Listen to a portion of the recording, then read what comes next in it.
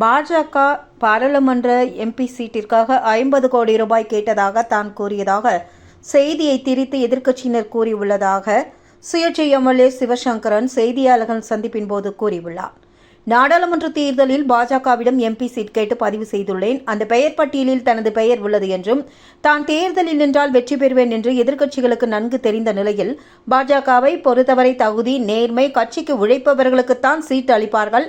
நான் ஆரம்பத்திலிருந்து RSS உறுப்பினராக இருந்து வந்த நிலையில் பாஜக 50 கோடி ரூபாய் கேட்டதாக தான் கூறியதாக வந்த செய்தியை திரித்து எதிர்க்கட்சியினர் கூறியுள்ளதாக அவர் குற்றம் சாட்டியுள்ளார். தொடர்ந்து பேசிய அவர், தான் பாஜகவிற்கு விசுவாசமான தொண்டன், அவர்கள் என்னிடம் பணம் கேட்கவில்லை என்று விளக்கம் அளித்துள்ளார். மேலும் தெருவோரத்தில் இருப்பவர்கள் கூட 50 கோடி கொடுக்க தயாராக உள்ளனால் பாஜக தகுதியானவர்களுக்குத்தான் சீட்டு கொடுப்பார்கள் என்று, தனக்கு நிச்சயமாக எம்பி சீட் பாஜக கொடுப்பார்கள் என்றும், தன்னுடைய விளக்கத்தை பாஜக தலைமையிடம் கூறுவேன் என்றும் சுயேட்சை எம்எல்ஏ சிவசங்கரன் செய்தியாளர்கள் சந்திப்பின் போது விளக்கம் அளித்துள்ளார்.